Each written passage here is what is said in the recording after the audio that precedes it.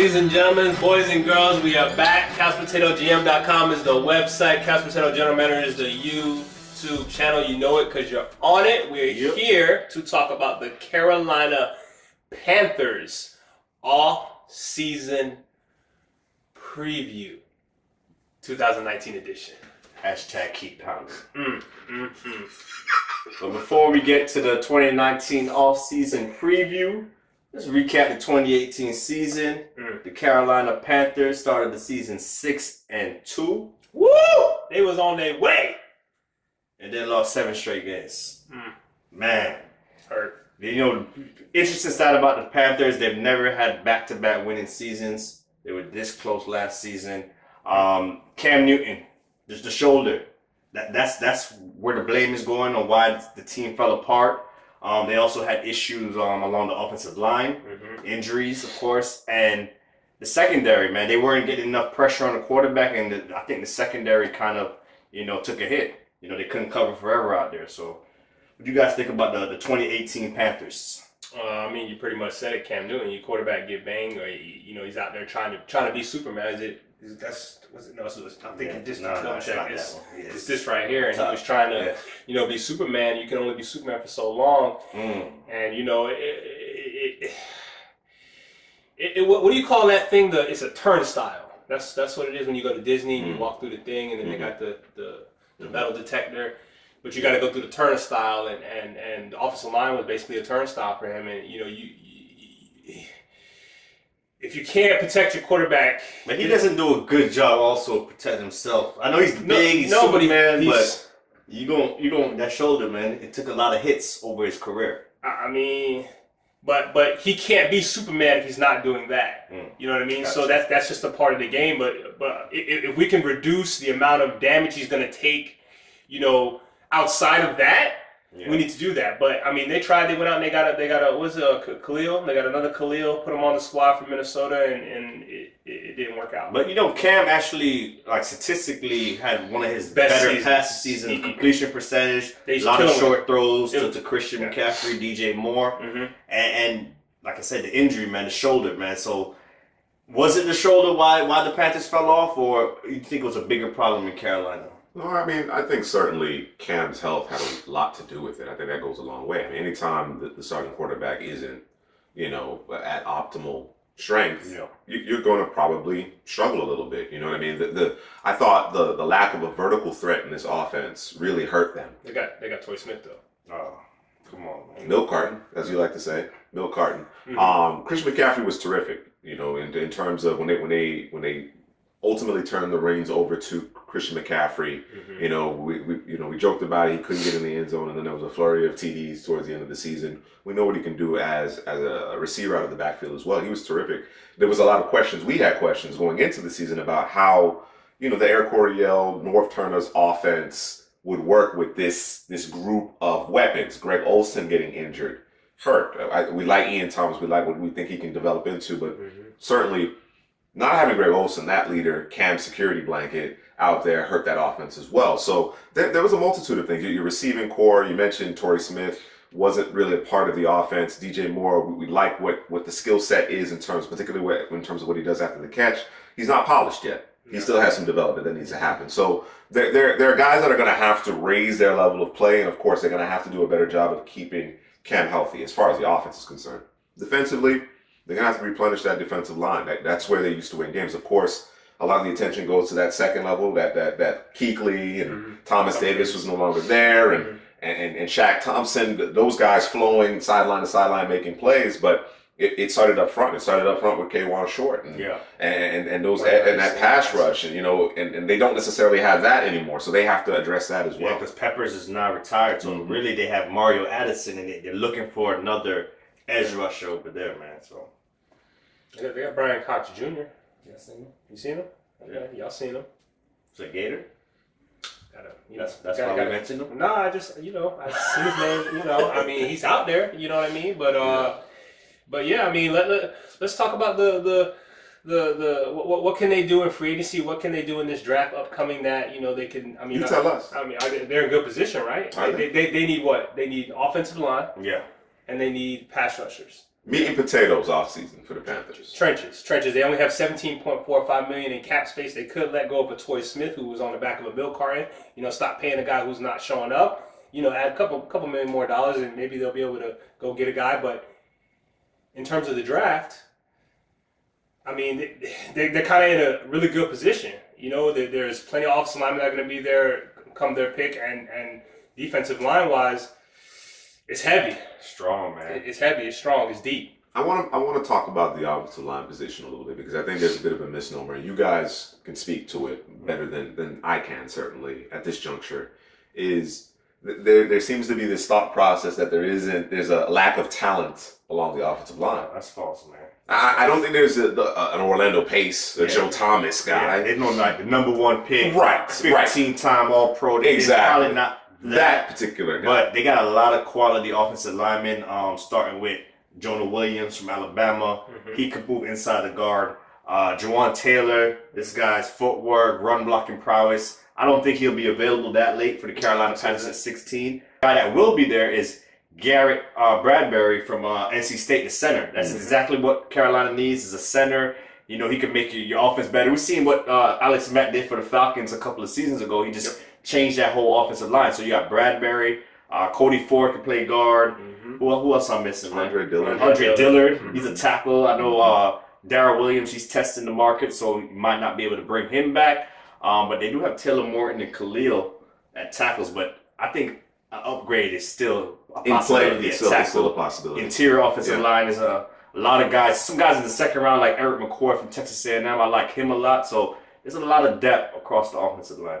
And then you switch the conversation to the other side of the ball defensively. We've gone on record, obviously. I think most people are aware of how deep this class is in terms of pass rusher and defensive line talent, which, of course, is another need here in Carolina. Yeah. So, Drew, your thought process at that point in the draft, 16th overall, what prospects do you think will be available and would be a good fit in Carolina? I mean, everybody's pushing Montez Sweat. Every mock draft I'm looking at, that's going through the Reddit, just going through everywhere I can see Panther football. I'm seeing Montez Sweat. Take him if you want him. He might not be there though. He might. His stock is. No, I hope he won't be there. Yeah. I hope he won't be there for them. But you talk about Polite who fell. Is he falling to the second round? Looks that way. It depends on the pro day. We got to see him on his pro day, how he bounces back. Showed up to the combine a little sloppy, a little overweight. So you still have the individual meetings, and the process is just starting. I think a lot of people, because the combine is such a big deal, it's such a big event now. Yeah, people kind of look at the combine as the end all be all, but there's still a lot to happen in this draft process prior to the draft actually beginning. So we're going to hear a lot of noise, man. It could be smoke screens, it could be real. You don't know what to believe right now. I will believe nothing, man, because a lot of people are just putting those bugs out there, like, hey, this guy, this and that, just so their draft stock could fall. So also like a LJ Collier, is that you say it, from TCU.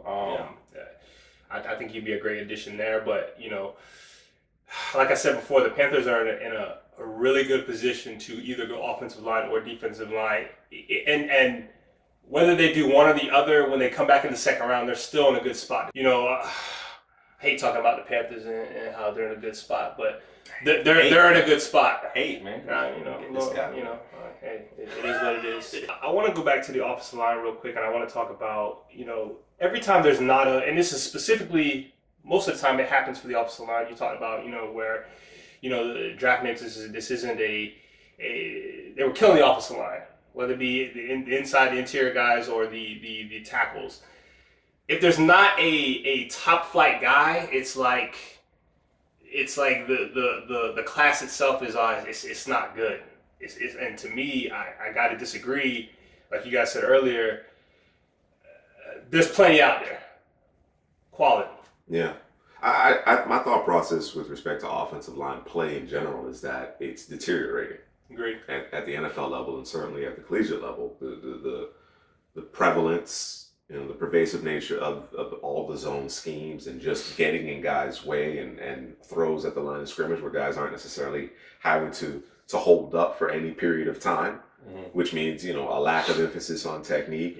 I think a lot of that has to do with it. But to your point, this is a pretty good class. When you look across the board, top to bottom, it just doesn't have necessarily that no-brainer guy. Now, of course, over the years, we've seen some guys go really early, first, second overall pick, and not be any good. Yeah. You know what I mean? So what would you rather have? A guy that you think, because he has an immense potential, that's in the discussion for the first or second overall pick, who's average at best or flames out altogether, or a really solid class of offensive linemen to choose from? So yeah, I think a lot of the conversation has been, in terms of downplaying this class, has been because there isn't that top, far and away better than everybody else. It's kind of a Baskin Robbins type of situation. You got there's flavors out there. Yeah. You got to kind of choose what you want to do. Some guys are maybe better in a particular type of scheme. So, but in terms of options, I think there's plenty.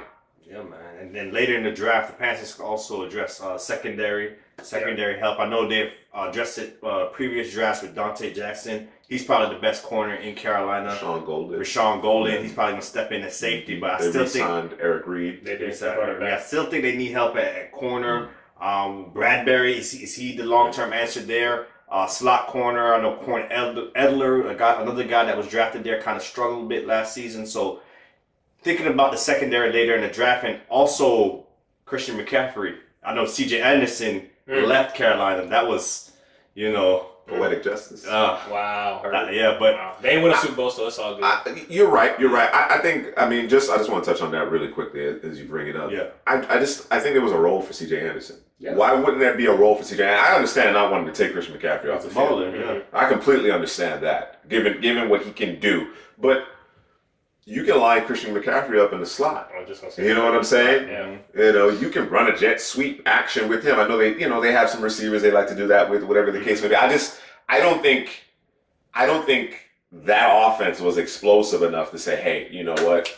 We don't need C.J. Anderson. Yeah. You know what I mean? So yes, a back to kind of pair with McCaffrey could play, and not to necessarily lessen his role, but just give you some more options on offense. You could get good backs, day 2, day 3. Yeah. What about the?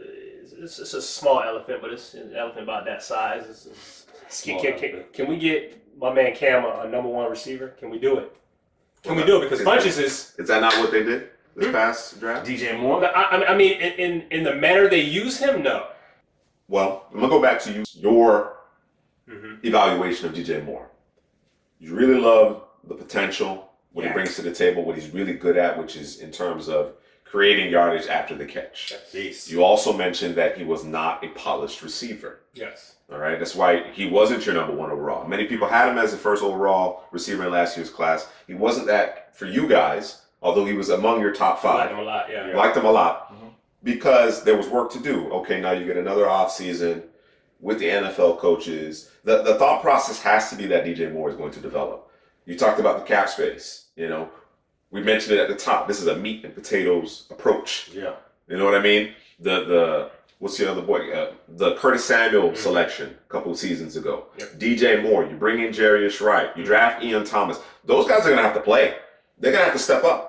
That's the reality of it. Your best receiver is Christian McCaffrey at this juncture. Yeah. You know what I mean? Those guys are going to have to step up because you have too many other needs. You've invested a lot of capital, draft capital specifically, in those positions. It's time. Those guys have to step up. You did mention that, an elephant. I'm going to mention a slightly larger elephant in the room, and that's Ron Rivera. All right. Riverboat? Whether or not he should have kept his job seems to be a conversation. I didn't think he should. I thought retaining him made sense. I think I wouldn't have gotten rid of him. I would like to get a sense of what the folks tuning in think of Ron Rivera. But Hadley, what about you? Do you think Ron Rivera, despite that losing streak towards the end of the season, do you think it was wise for Carolina to bring him back? Yeah, I like Ron Rivera. I think he's had so much success there in Carolina. A couple seasons, like 3-4 years ago, went 15-1 to the Super Bowl. This last season, we're putting a lot of it on Cam Newton's shoulder. So I don't think he should have been fired. It was a fair assessment of him necessarily. The only other question I have is, and certainly you can speak to Cam's health as part of the problem. But the retention of some of their veterans over the years, as well as the fact that the Panthers haven't necessarily, had winning seasons back to back. Where's the consistency? there seems to be these peaks and valleys under Ron Rivera. So how do you explain that away? Is that more along the lines of, well, our quarterback, our star, isn't healthy? Is that the main culprit? It's the offense that's being ran. It's the weapons that are surrounded around him. So I don't know, I don't know if Ron Rivera's in the room standing on the table come draft. They say, hey, yo, I want that receiver or I want that linebacker. You know what I mean? Like if he's drafting if he wants all defense and the GM's going with him with all defense, then that's on him. But if it's the GM saying, nah, I'm gonna do what I want to do, you know what I mean? Then he can't really coach you. That's so.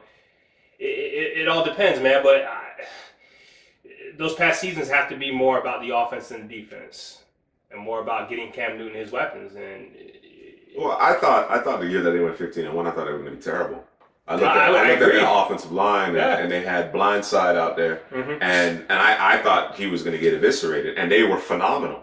Then they lost Ted Ginn. Yeah. And the offense hasn't necessarily been the same since. Torrey Smith was supposed to. Torrey Smith, you thought that Torrey Smith would play that role in terms of that field stretcher, and I think Greg Olsen being hurt the last couple of seasons has hurt in terms of what he brings in the locker room, and of course in terms of what he brings in the field. I think that's been huge, and because he's longer in the tooth now, there's been conversation about what he's going to do after football. I think he's going to be excellent in the booth.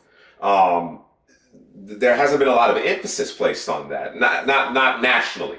Yeah. Locally, I'm sure the Panthers fans understand, how big of a loss that is. But certainly, nationally, I don't think there's been any real discussion about why that offense and that team has struggled to a degree without him. And the biggest elephant in the room, we haven't said it yet, is Cam Newton actually playing this season? And if he's not, because I looked at the roster and you got quarterbacks I've never even heard of. There's a guy on there with 2 last names as far as I'm concerned. So do you think a developmental quarterback is in play here? Does it behoove Carolina, given Cam Newton's play style? Yeah. And given you have to. I think so. Is it Tyree Jackson? Because you just lost 7 in a row, bro. Yeah, you did lose 7 in a row. And if you're saying it's because our quarterback was hurt, then you need to do something about that. Sure. And Tyree Jackson, that sounds fantastic. Yeah. It would match the style and the play of your actual starter. So you can learn from Cam. Yeah, man. For me, the Panthers, how I look at it, I know there's a lot of issues on the offensive line, but when they were the most dominant, that front four was bestial. It was one of the best front fours in football, and it has deteriorated over the years. So. Man, that 16th pick, now I'm thinking about it, man, it's maybe the best pass rusher. Like you said, it was a K'Wan Johnson, it was Star Latulilae, it was Charles Johnson. They had guys, and then they had a rotation behind that. So, no, you're right. So there's, like again, we restated, it is a meat and potatoes draft. You're going to have to focus on the inside out. But to Drew's point, I think there's time to start thinking about quarterback. You know what I mean? Because not so much because life after Cam, but life without Cam. Yeah.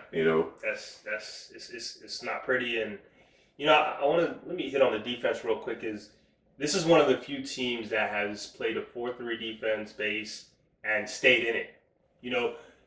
More than half the league is playing. Yeah, they did have personnel. More than half the league is playing nickel. Like the nickelback is that. He's a starter. He's a starter, and Carolina didn't have to do that because they had the speed at linebacker. Well, Thomas Davis isn't coming back, and Luke Kuechly, he's Luke Kuechly, and Shaq Thompson is going to play the Thomas Davis role. So, who's going to be that nickelback? Is it Corn? Are we going to go on free agency and get a guy, Brian Poole, who Falcons are going to release, who played nickelback for them the past 2-3 years? So, that's going to be a position of concern now because I don't see a scenario where, anybody else on the squad is going to play. I can't see them staying in 4-3 because I'm picking on them. You mean the base? The base. Yeah. All 3-4 downs. So, A guy like his Gator, Chauncey Gardner-Johnson. Oof. That would be a nice nickel corner in the second round. Agreed. Panthers. Agreed. Think he's going to be available? I think he's around there. I think he's late first, second round. I think that's his late first to the mid-second. Yeah, I think he's around there somewhere. I have to trade up to get him maybe, but that'd be a hell of a player. But Let us know. Let us know if Cam is playing this year. If you know what you're feeling on it. If he's not, what are you doing? If you find out, hey, it's not happening, what are you doing with that first pick or the second round pick? Like, subscribe, comment, and hashtag keep pounding.